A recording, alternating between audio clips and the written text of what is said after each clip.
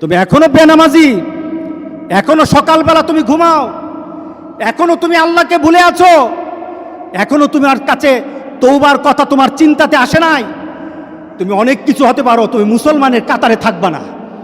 তুমি অনেক কিছু হতে পারো, তুমি ইসলামের কাতারে থাকবা না। যারা নামাজ পড়ো না, তুমি টের পাও না, মসজিদের দরজা তোমার জন্য বন্ধ হয়ে যাবে। তুমি মনে রেখে দিও, মসজিদের সাথে তোমার সম্পর্ক তোমার হয় নাই, তুমি জান্নাতের দরজাও তুমি খুলতে পারবা না। নামাজের ব্যাপারে আমাদের কোনো সহজতা নাই, কোনো কম্প্রোমাইজ নাই, কারোর সাথে আমার সম্পর্ক নাই। নামাজ আছে তো সম্পর্ক আছে, নামাজ নাই আল্লাহর সাথে তার সম্পর্ক নাই, আমার সাথে তার কোনো সম্পর্ক নাই। আপনি ঘোষণা দেন, পরিবেশ সুন্দর হয়ে যাবে, তওবা কবুল হবে, আল্লাহ আমাদেরকে রক্ষা করবেন, আল্লাহ আমাদেরকে রক্ষা করবেন ইনশাআল্লাহ। আল্লাহর কাছে তওবা করে করে কাঁদি, মাবুদ আমাদেরকে তুমি এই গজব থেকে বাঁচাও, আমাদের গজব থেকে বাঁচাও। আল্লাহ যেন সবাইকে হেফাজত করে, আল্লাহ যেন সবাইকে হেফাজত করে। নামাজ যারা পড়ে না, ঘাড় ধরে ধরে তাদেরকে আনেন। কেন নামাজ পড়বা না? তুমি মুসলমান, এই মুহূর্তে তুমি আমরা এক কাতারে দাঁড়াই। এটা যদি আপনার সন্তান হয়, ধরেন নামাজ পড়তে আসো। মুহাম্মদ সাল্লাল্লাহু আলাইহি সাল্লামের কথা কঠিন ছিল নামাজের ব্যাপারে। রাসূল সাল্লাল্লাহু আলাইহি সাল্লাম বলেছেন, তোমার সন্তান 7 নামাজ শিখাও, তোমার সন্তান 10 নামাজ না পড়লে তারে পিটাও। কে বলেছেন? কে বলেছেন? রাসূল বলেছেন। তাহলে রাসূল কঠিন হলেন না? নামাজের ব্যাপারে কঠিন না? নামাজের ব্যাপারে আমরা কখনো সহজ হব না। সুতরাং আমার রাসূলের কথা হলো, তওবা তো তখন পর্যন্ত। আমার আল্লাহ বলেছেন, লাইসাতিত তাওবাতু লিল্লাযিনা ইয়ামালুনা সাইয়্যাত। একটা মানুষ পাপ করার পর সে তওবাটাকে লেন্দি করে, তওবাটাকে সে দূরে সরিয়ে দেয়, মনে করে এখন না আরো পরে তওবা করব, শালি পরে করতে থাকে, তার জন্য তওবা নাই। হাত্তা ইদা হাদরা আহাদাহুমুল মাউত, যখন মৃত্যুর দুয়ারে চলে যায়, যখন সে কোয়ারেন্টাইনে চলে যায়, যখন সে আইসিইউতে যায়, তখন বললে ইন্নী তুবতুল আন, এখন তওবা করতেছি।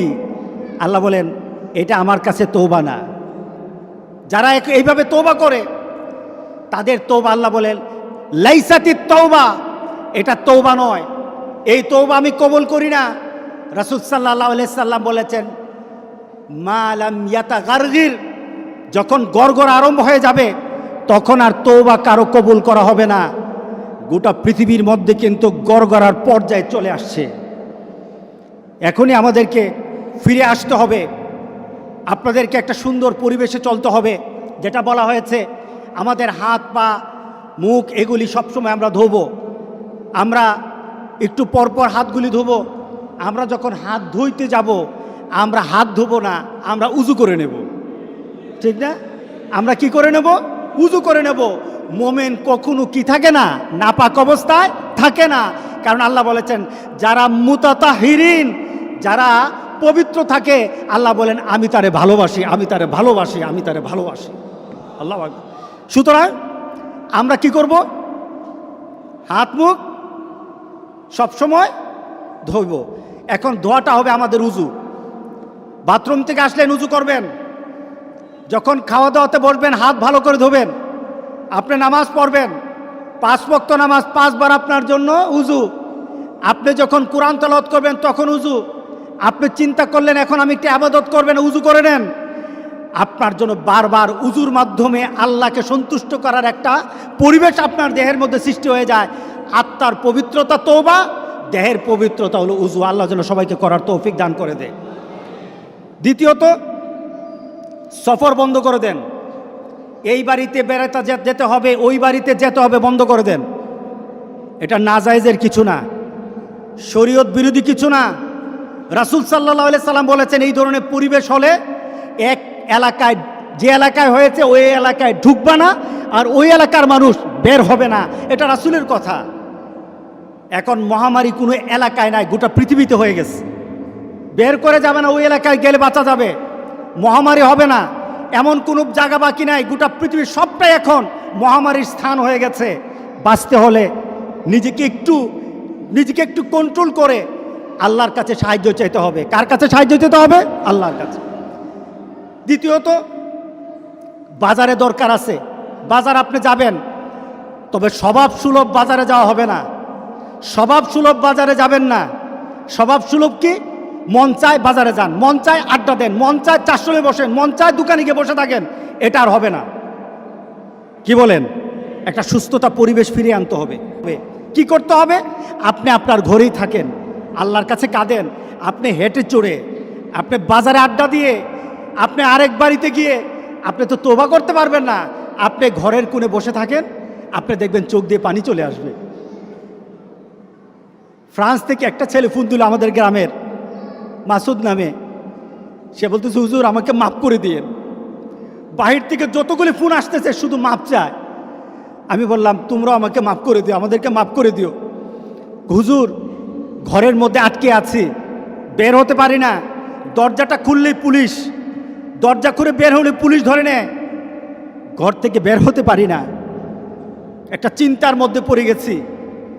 আমি চিন্তা করলাম, এই যে মাপ চাওয়া, তওবা করা, একটা মানসিকতা সৃষ্টি হওয়া ঘরের মধ্যে বসে থাকার কারণে সৃষ্টি হয়েছে। আপনি ঘরে বসে থাকেন, তওবা করেন আল্লাহর দরবারে, এত হাঁটাহাঁটি করবেন না। এটা বাংলাদেশ থেকে, বাংলাদেশ সরকারও এটা আমাদেরকে বলতেছে, কিন্তু আমরা শুনছি না। তৃতীয়ত, একটু আমরা সালাম বিনিময় করব। কি করব বলেন? বলেন কি বিনিময় করব? বেশি বেশি করে সালাম। আসসালামু আলাইকুম, দূর থেকে দেখতেছেন আসসালামু আলাইকুম, দূর থেকে দেখতেছেন আসসালামু আলাইকুম। আপনার উপরে সালামের কারণে জবাব কি আসবে? জবাব কি আসবে বলেন? ওয়ালাইকুম সালাম। পারস্পরিক শান্তি আল্লাহর কাছে কামনা করি সালাম বিনিময়ের মাধ্যমে। হ্যান্ডশেক করা দরকার নাই, হাত লাগানো দরকার নাই। কারণ বর্তমান মেডিকেল সায়েন্সের ওরা যখন বলছে যে এটা থেকে একটু বিরত থাকা দরকার আছে, বর্তমান প্রেক্ষাপটে গভর্নমেন্ট থেকে যে অর্ডারগুলি আছে, এরপরে মেডিকেল সায়েন্স থেকে যে কথাগুলি আছে, এগুলি মানো আমাদের দরকার। কারণ মেডিকেল সায়েন্সের কথাগুলি তাদের নিজস্ব কথা নয় তো। এই যে হাত পা মুখ ধোয়ার কথা বলেছে, তারা মেডিকেল সায়েন্সে বলতেছে, কিন্তু ইসলামে আছে কিনা বলেন তো? আছে। তাহলে এইভাবেই তো বলা হচ্ছে। সুতরাং এই হ্যান্ডশেক করাটা ছেড়ে দিবেন। বাড়িতে মহিলাদেরকে বলবেন যে পাড়া যেন না বেড়ায়, এক বাড়ি থেকে আরেক বাড়িতে যাওয়া দরকার নাই, এক স্থান থেকে একজন স্থানে যাওয়া দরকার নাই, নিজের ঘরে থেকে আল্লাহর কাছে সাহায্য চাওয়া দরকার। কি বলেন? অতিরিক্ত লাগতেছে কথাগুলি? হ্যাঁ, উন্নত দেশে আপনার ছেলের কাছে ফোন দিয়ে দেখেন কি অবস্থা। এবার নিজে চিন্তা করেন, বাংলাদেশে যদি বেড়ে যায় তাহলে বাংলাদেশের অবস্থা ওই দেশের মতো হবে না, আরো কঠিন হয়ে যাবে।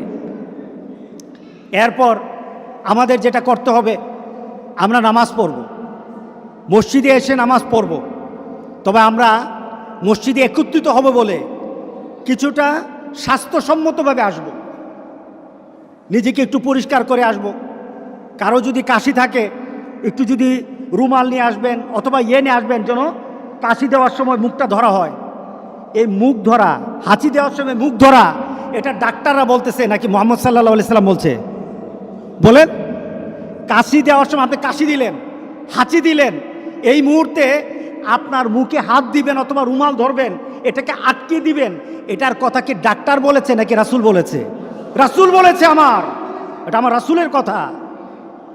ডাক্তার বলেছে বলে মানবো তা নয়, আমি আমার রাসূলের কথা অনুযায়ী এটা আমাকে আমল করতে হবে, ঠিক না? শুধু এখন নাকি সবসময়? সবসময় করতে হবে। তবে এখন সতর্ক থাকতে হবে। কিছু অ্যান্টি ব্যাকটেরিয়া কিছু জিনিসপত্র আমাদের সাথে একটু থাকা দরকার, কারণ এটার স্রষ্টাও কিন্তু আল্লাহ। এটা সিস্টেম আল্লাহ এভাবে দিয়েছেন, এভাবে আমাদেরকে হাত ধুতে হবে। মানে কি? হাতের পয়জন, হাতের মধ্যে যত ব্যাকটেরিয়া আছে সেটা দূর করে দেবো, এরপরে খাবো। এটা আমার রাসূলের সুন্নত। আমাদের এইভাবে একটা হাইজিনিক পরিবেশ করতে হবে। আমি মসজিদে, বাকি সব মসজিদগুলি যারা আপনারা আমার কথা শুনবেন, আপনারা এই মসজিদগুলির মধ্যে এগুলি চালু করে দিবেন। যদি মসজিদগুলির মধ্যে আমাদেরকে যারা আসতে হয়, তাহলে আমাদেরকে এই মসজিদগুলি চালু রাখতে হবে। কি বলেন? মসজিদ আমাদের চালু রাখতে হবে। আমরা চাই না মসজিদের মধ্যে দরজাটা বন্ধ হয়ে যাক আর আমি মসজিদের পাশ দিয়ে হেঁটে হেঁটে চলে যাই, এমন পরিবেশ যেন আল্লাহ না করে। আর কি করব? নিজেদেরকে পরিষ্কার পরিচ্ছন্ন রাখবো, বাড়িঘর পরিষ্কার পরিচ্ছন্ন রাখবো। আমাদেরকে এই পরিবেশগুলি করা দরকার। এটা ইসলাম, এটা ইসলাম। ইসলাম মুতাতাহিরিন ইউহিব্বুল মুতাতাহিরিন, যারা পবিত্রতা অর্জন করে, আল্লাহ রাসূল বলতে, আল্লাহ বলতেছেন আমি তার ভালোবাসি। আপনার গোসল সবসময় করবেন, হাত মুখ তো ধোবেনি, ইনশাআল্লাহ আল্লাহ আমাদেরকে এই বিপদ থেকে বাঁচিয়ে দেবেন ইনশাআল্লাহ। বলি আমরা তওবা করব। রাজি আছি তো সবাই? কতবার করবেন? রাসূল সাল্লাল্লাহু আলাইহি সাল্লাম বলেন আমি প্রতিদিন 100 বার তওবা করি। আমরা কতবার তওবা করব? গনে গনে দরকার হলে 100 বার তওবা করব। রাজি আছি সবাই ইনশাআল্লাহ? তাহলে আজ থেকে আমার তওবার চেষ্টা আরম্ভ হয়ে যাবে। তবে তওবার চেষ্টা যদি চলতে থাকে, তওবার দরজা আল্লাহ বন্ধ করবে না। তওবা যদি চলতে থাকে, তওবার দরজা আল্লাহ বন্ধ করবে না।